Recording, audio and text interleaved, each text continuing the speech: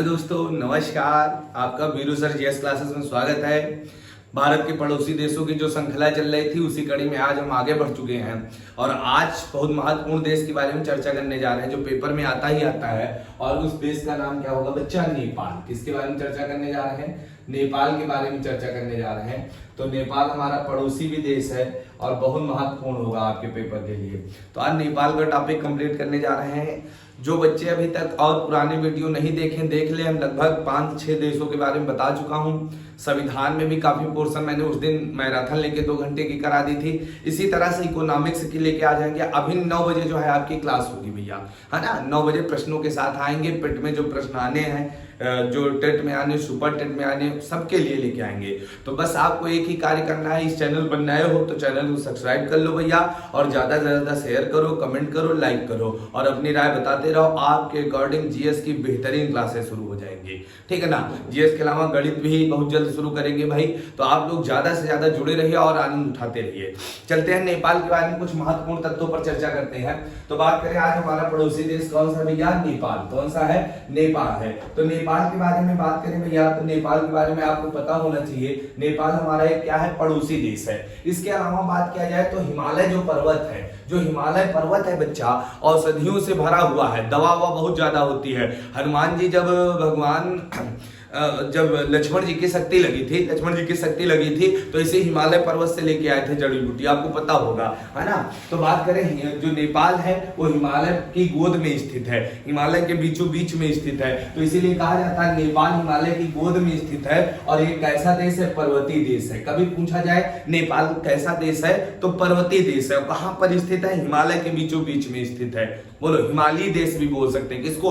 नेपाल को। तो मतलब पर्वत पहाड़ों पर स्थित, समतल वाला क्षेत्र नहीं है नेपाल, ठीक है ना। आगे चलते हैं और बात करते हैं नेपाल के बारे में। बात किया जाए तो इनकी जो अर्थव्यवस्था है बच्चा वो कृषि पर डिपेंड है। कहीं ना कहीं ये भी क्या है? कृषि प्रधान देश है। जैसे भारत कृषि प्रधान देश है उसी तरह से नेपाल भी कैसा देश है बच्चा? कृषि प्रधान देश है। तो नेपाल कैसा देश है? कृषि प्रधान देश है। बोलो भाई, पर्वतीय देश है, हिमालय की गोद में स्थित है और कृषि प्रधान देश है। एक एक तथ्य पर चर्चा करेंगे, कोई छूटेगा नहीं।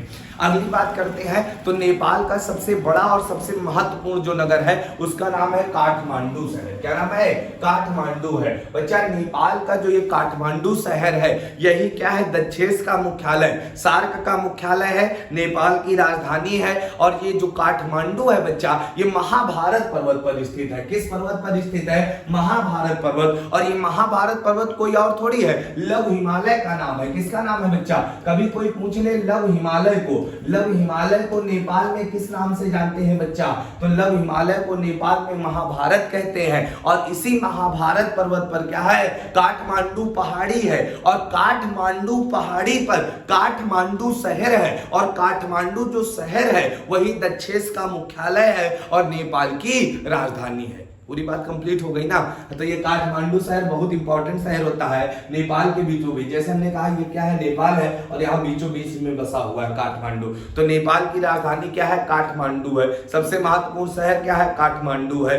कहां पर है? तो महाभारत पर्वत पर। कहां पर है? तो महाभारत पर्वत पर है। अब इसके स्टैटिक के कुछ और महत्वपूर्ण प्रश्नों की चर्चा कर लें तो इसमें जैसे सबसे महत्वपूर्ण बात की जाती है इसकी राजधानी क्या है? तो काठमांडू है, अभी हमने बताया। बात किया जाए यहाँ के प्रधानमंत्री कौन है भैया? शेर बहादुर दौआ, है ना। आपको पता होगा शेर बहादुर साहब क्या है? ये नए प्रधानमंत्री बन गए। इससे पहले ओली और गोली थे। केपी शर्मा ओली थे ना, जो हमसे लड़ गए रहे बीच में, अभी कहानी बताते हैं। तो केपी शर्मा ओली इससे पहले थे। वर्तमान में यहाँ के प्रधानमंत्री कौन है? शेर बहादुर है। कौन है? शेर बहादुर है। अब आप कहोगे ये तो नाम किसी भारत वाले के लागत है। तो नेपाल पूरा हिंदू ही है, हिंदू ही रहते हैं, सब भारत के जैसा ही है, ठीक है ना। तो यहाँ प्रधानमंत्री कौन है? शेर बहादुर। कौन है भैया? शेर बहादुर दौआ। अब बात करें यहाँ के राष्ट्रपति कौन है बच्चा? तो यहाँ की राष्ट्रपति है विद्या देवी भंडारी। कौन है? विद्या देवी भंडारी। तो राष्ट्रपति कौन है? विद्या देवी भंडारी है। राष्ट्रपति कौन है? विद्या देवी भंडारी है। प्रधानमंत्री शेर बहादुर है। राजधानी क्या है? काठमांडू। तीनों पॉइंट इंपॉर्टेंट होंगे।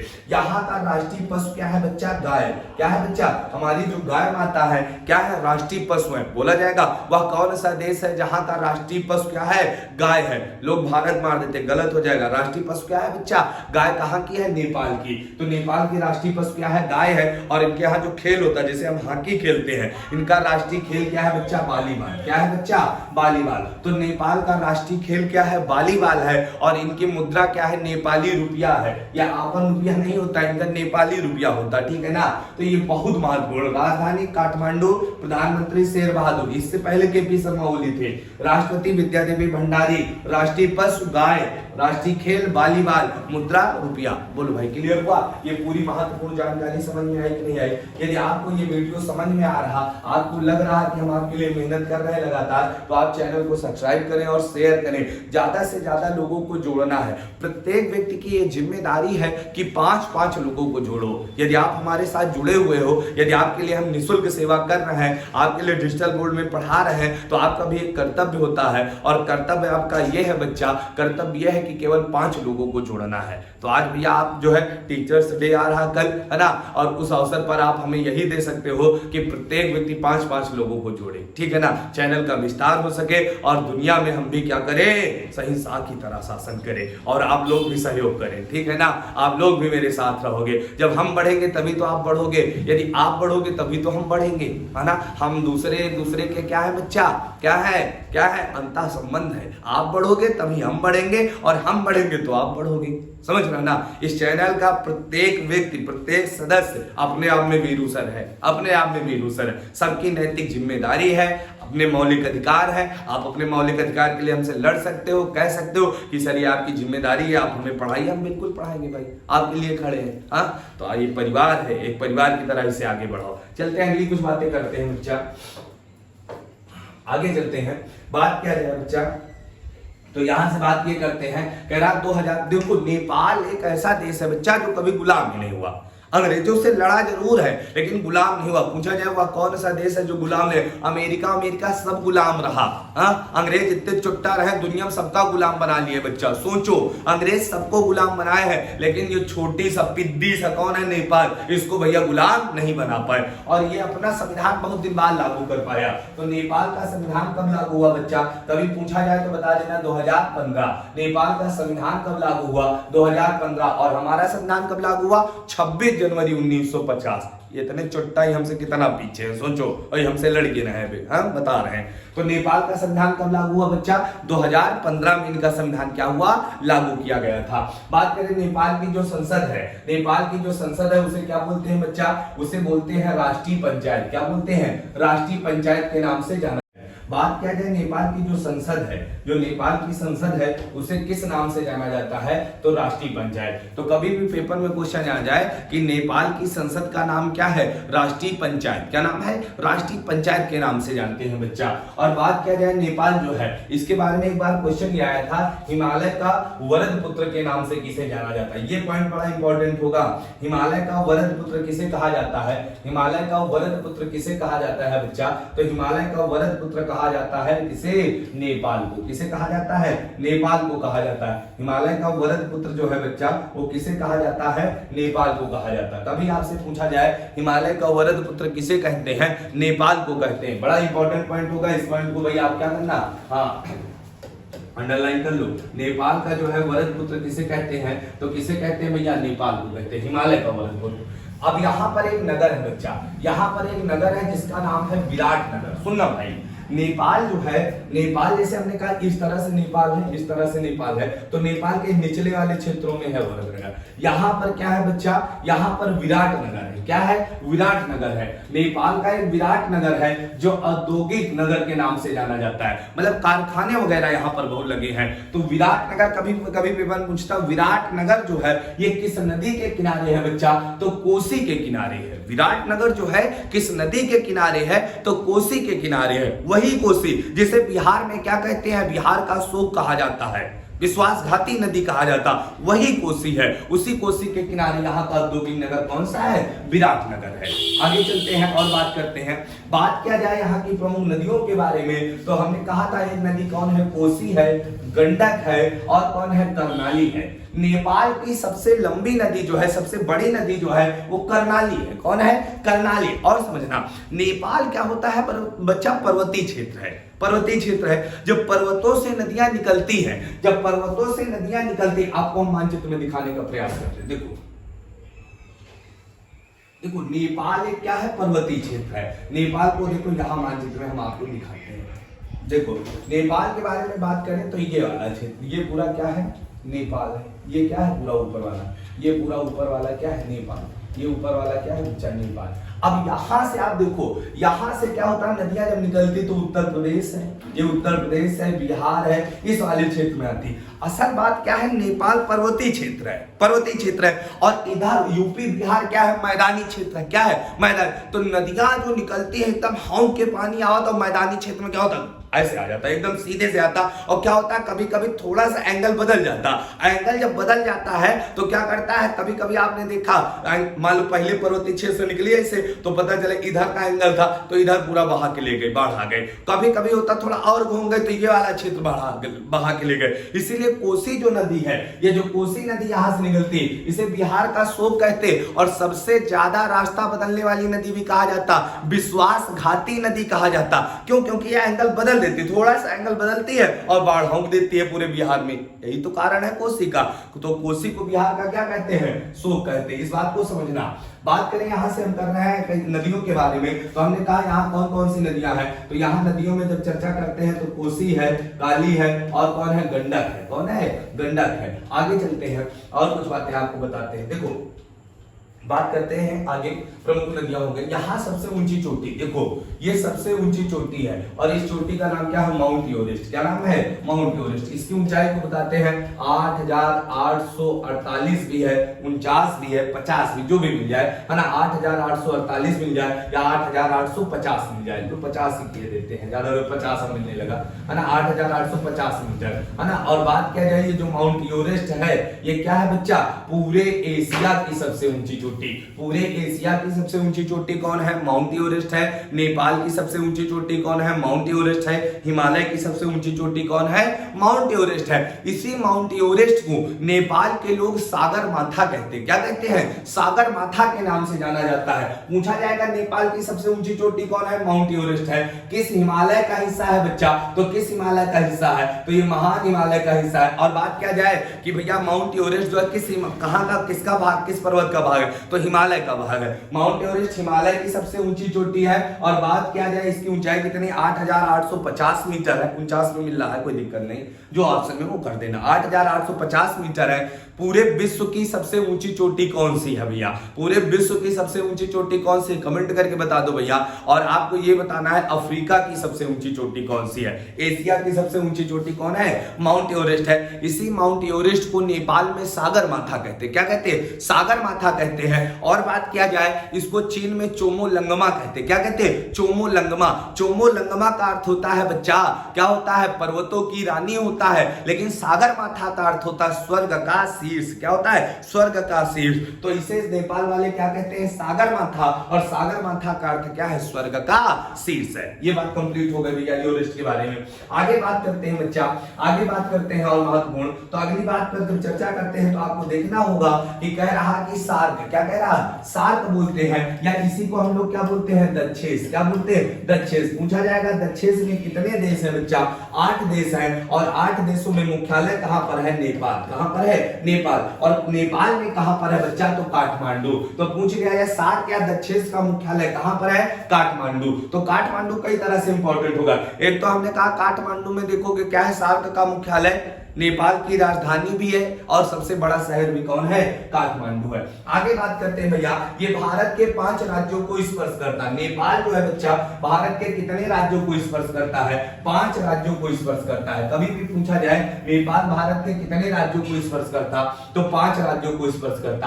अब आपको हम जो है मैप में दिखाने का प्रयास करते हैं कौन कौन से 5 राज्यों को स्पर्श करता। देखो यहां से सबसे पहले हम देखने का प्रयास करते हैं नेपाल कौन कौन से 5 राज्यों को स्पर्श करता है। ये नेपाल है बच्चा, ये क्या है, ये पूरा मानचित्र में आप देख सकते हो, ये क्या है, नेपाल है। ये नेपाल है ना। लगता है जैसे भारत के बराबर में है, एक कब्जे कर ली गया है। हाँ, तो आप देखो 5 राज्य कौन है। सबसे पहले उत्तराखंड को स्पर्श करता कर रहा कि नहीं कर रहा, सबसे पहले उत्तराखंड को टच कर रहा है, ठीक है ना। दूसरी बात करें, दूसरा किसे कर रहा, अपना उत्तर प्रदेश। कभी पेपर में क्वेश्चन आ जाए उत्तर प्रदेश मात्र एक देश को स्पर्श करता, वो कौन है, नेपाल है। उत्तर प्रदेश केवल एक ही देश को स्पर्श करता, वो कौन है, नेपाल है। तो दूसरा राज्य कौन होगा, उत्तर प्रदेश। नेपाल पहले उत्तराखंड को कर रहा है, फिर उत्तर प्रदेश को कर रहा है। तीसरा किसे कर रहा है, बिहार को। तीसरा किसे कर रहा है, बिहार को कर रहा है। और चौथा आप देखोगे इधर क्या है, पश्चिम बंगाल। कौन है, पश्चिम बंगाल। और पांचवा कौन है, सिक्किम। कौन है, सिक्किम है। तो नेपाल भारत के कितने राज्यों को स्पर्श करता, तो आप क्या बताओगे, 5 को करता। कैसे कैसे बताओगे, सबसे पहले उत्तराखंड, फिर यूपी, फिर बिहार, बिहार के बाद पश्चिम बंगाल, और पश्चिम बंगाल के बाद क्या है, सिक्किम है। कौन है, सिक्किम है। नेपाल एक ऐसा देश है जो कभी अंग्रेजों से गुलाम नहीं हुआ है बच्चा, कभी गुलाम नहीं हुआ। तो बात करें भैया, तो ये क्या है, 5 को स्पर्श करता है। कितने को करता है, 5 को स्पर्श करता है, 5 राज्यों को स्पर्श करता। और आपको बातें बताते हैं कुछ भैया। आगे बात करें तो महाकाली नदी, महाकाली नदी जो है बच्चा वो क्या बनाती है, बॉर्डर बनाती है। भारत व नेपाल के बीच में कौन सी नदी बॉर्डर बनाती है बच्चा, तो महाकाली नदी। कौन सी नदी है, महाकाली नदी। अब एक पॉइंट सुनना, भारत और नेपाल के बीच जो विवाद हुआ था, बीच में बड़ा चर्चा में था। एक स्थान कौन सा है, लिपुआधुरा, दूसरा कौन है, काला पानी, और तीसरा कौन है, लिपुलेख। कौन है, लिपुलेख। तो कौन कौन है, लिपुआधुरा है, काला पानी है, लिपुलेख है। समझना, कुछ बातें हम आपको बताते हैं। मानचित्र आप देखने का प्रयास करो। मानचित्र में जब आप देखोगे, मानचित्र में देखोगे तो ये वाला जो क्षेत्र है, ये वाला जो क्षेत्र है, बात करें यहां से महाकाली नदी गुजरती है। देखो बच्चा, यहां से क्या होता है, महाकाली नदी गुजरती है। महाकाली नदी की 3 धाराएं, महाकाली नदी की कितनी धाराएं, 3 धाराएं बच्चा। कितनी धाराएं हैं, 3 धाराएं हैं, ठीक। और यही महाकाली नदी जो है, यही क्या करती है, भारत और नेपाल के बीच बॉर्डर बनाने का कार्य करती है। तो समझना, ये वाला जो क्षेत्र है, ये वाला जो क्षेत्र है, इसको क्या बोलते हैं, लिपुआधुरा।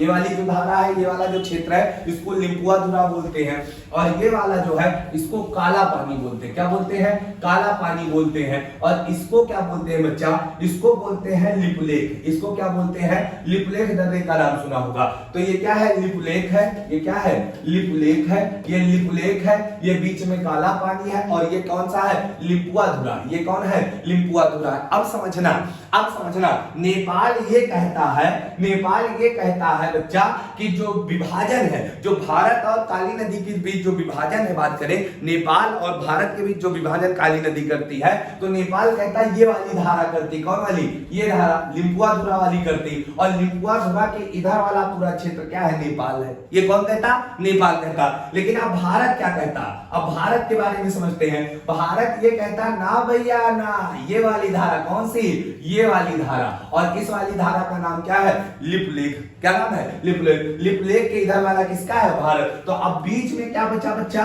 अब बीच में ये वाला क्षेत्र जो बचा, ये काला पानी, ये वाला क्षेत्र। तो ये दोनों लोग क्या है, इसके लिए लड़ रहे हैं। वो कहते हमारा है और वो कहते हमारा। फिलहाल है तो हमारा ही, भारत का है बच्चा। क्योंकि नेपाल के हम लोग क्या है, जीजा है। क्या है, जीजा है। माता सीता क्या थी, नेपाल की थी बच्चा। और हम राम के वंशज हैं, तो हम क्या हुए बच्चा, सीता जी के क्या हुए भाई, रिश्तेदार हुए ना, भगवान राम के परिवार के हैं। तो हमारे क्या है, उधर सब साले हैं, हम उनके क्या है, जीजा। तो हमारी ससुराल कहां पर है, नेपाल में है। इसीलिए कहा जाता है बच्चा, नेपाल से हमारा रोटी और बेटी का संबंध है। हमारा विवाह कहां हुई, नेपाल में। हमारे पुरखा श्री रामचंद्र का विवाह कहां हुआ, नेपाल में हुआ। इसलिए नेपाल को ये तो चाहिए कि भैया दहेज में नहीं दो, लड़का है तो हमारा ही, वैसो ना ले पाइयो। चलो भाई आगे चलते हैं, आगे चलते हैं और कुछ बातें आपको बताते हैं। तो समझ गए ना, विवाद का कारण क्या है, ये काला पानी, इधर क्या है, लिपुलेख है, और ये लिपुआधुरा है। इधर से नेपाल कहता है लिपुआधुरा से विभाजन है, और भारत कहता है लिपुलेख। और बीच में काला पानी निहार रहा है, हम कैसे जाए, हम कैसे जाए। तो दोनों एक काला पानी लेके लड़ रहे हैं। फिर लड़ने दो, चलो नेपाल को आप लोकेशन देख लिए ना, आगे चलते हैं, आगे कुछ और बातें बताते हैं। भैया यदि आपको ये वीडियो समझ में आ रहा है, सारे एंगल से समझ में आ रहा है, तो भैया शेयर भी करते रहो, ठीक है ना, शेयर भी करते रहो। आगे चलते हैं, तो बॉर्डर बनाने वाली नदी कौन सी है, महाकाली है। आगे चलते हैं और कुछ बातें देखो। देखो बात की जाए लिपुलेख, काला पानी, ये लिम्पुआ होता है, ये भारत और नेपाल के बीच क्या है, विवाद है। हाँ, अब बात किया जाए नेपाल से भारत का क्या है, रोटी और बेटी का संबंध है। पूछा जाएगा भारत का नेपाल से क्या है, रोटी और बेटी का संबंध। काहे का संबंध है, रोटी और बेटी। रोटी बेटी वही कॉन्सेप्ट, हमारे लोगों की शादियां नेपाल में हो जाती। एक चीज जान लो, नेपाल जाने के लिए कोई भैया वीजा, कोई पासपोर्ट की जरूरत नहीं, जब मनो ऐसे चले जाओ, ठीक है ना, जा सकते घूमने। कई बच्चे हमारे गए भी होंगे घूमने, जो बच्चे घूमने नेपाल गए वो जो है कमेंट करके बताए सर हम घूमने गए। आगे कुछ बात करते हैं फिर। हाँ, अब इसको समझना, ये भैया मोदी जी प्रधानमंत्री बने तो एक समझौता कर लिए नेपाल से, 3 सिस्टर सिटी समझौता हुआ था। 3 सिस्टर सिटी मतलब तीन मतलब उधर के 3 इधर के 3, 6 शहरों को आपस में जोड़ने के लिए, जो पर्यटन के लिए बहुत महत्वपूर्ण है, इनको जोड़ने के लिए एक परियोजना चलाई गई। इसी को कहा गया 3 सिस्टर सिटी समझौता। और ये समझौता कब हुआ था, 2014 में हुआ था। जैसे सबसे पहले काठमांडू को वाराणसी से जोड़ा जाएगा। किससे जोड़ा जाएगा, काठमांडू को वाराणसी शहर से जोड़ा जाएगा। फिर कहा गया लुम्बिनी जो है भगवान बुद्ध से जुड़ा हुआ, और बौद्ध गया भी क्या है, बिहार का बुद्ध से जुड़ा हुआ, तो लुम्बिनी को बोध गया से जोड़ा जाएगा। और कहा गया बच्चा जनकपुरी, जहां माता सीता पैदा हुई थी, जनकपुरी को कहां से जोड़ा जाएगा, अयोध्या से जोड़ा जाएगा। तो ये क्या थे बच्चा, ये 3 सिस्टर सिटी के नाम से जाना गया। 3 सिस्टर सिटी समझौता हुआ था 2014, ये किया गया। आप समझ रहे होंगे। चलते हैं आगे बात करते हैं और कहते हैं लुम्बिनी जो है, पहली बार पेपर में एक बार क्वेश्चन पूछा गया लुम्बिनी कहाँ है, लोग हम बिहार में है। कहाँ है, बिहार में। लुम्बिनी बिहार में नहीं, कहां पर है, नेपाल में है। और यहाँ पर भगवान बुद्ध का क्या हुआ था, क्या हुआ था बच्चा, भगवान बुद्ध का जन्म हुआ था, याद रखना। बात करें पशुपतिनाथ मंदिर, बड़ा फेमस मंदिर, भगवान भोलेनाथ का मंदिर है। पशुपति, पशुओं के जो नाथ हैं वही क्या है, पशुपतिनाथ है। मतलब मनुष्य के तो भगवान ही है, पशुओं के जो देवी देवता हैं वो कौन है, भगवान भोले, हर हर भोले। जो हर हर भोले है ना बच्चा, वही मंदिर कहां पर है, पशुपतिनाथ बाबा का मंदिर कहां है, नेपाल में है। सब लोग घूम के आओ भाई, पशुपतिनाथ मंदिर कहां पर है, नेपाल। नेपाल एक ऐसा देश है बच्चा जहां पर ज्यादा क्या है, हिंदू है। ज्यादा क्या है बच्चा, हिंदू है। तो नेपाल में ज्यादा कौन से लोग हैं, हिंदू लोग हैं। और भारत के बीच यहाँ पर क्या होता है बच्चा, एक युद्ध अभ्यास होता है जिसे सूर्य किरण बोलते हैं। पूछा जाएगा सूर्य किरण युद्ध अभ्यास किसके बीच होता है, भारत व नेपाल के बीच होता है। और नेपाल जो है कभी गुलाम नहीं हुआ, छोटा सा देश, अमेरिका जैसे महाचोटा देश, देखो गुलाम हुई गए। ब्रिटेन ने दुनिया में सबको गुलाम बना लिया, लेकिन नेपाल को नहीं बना पाया। सोचो कितना महान रहा होगा नेपाल। कभी इसकी कहानी और सुनाएंगे। ये तो स्टैटिक पोर्शन था, नेपाल का सभी कराने का प्रयास किया। मिलते हैं 9 बजे वाली लाइव क्लास में। जुड़ने के लिए बहुत बहुत धन्यवाद। आपको ये वीडियो कैसा लगा कमेंट करके जरूर बताएं। धन्यवाद।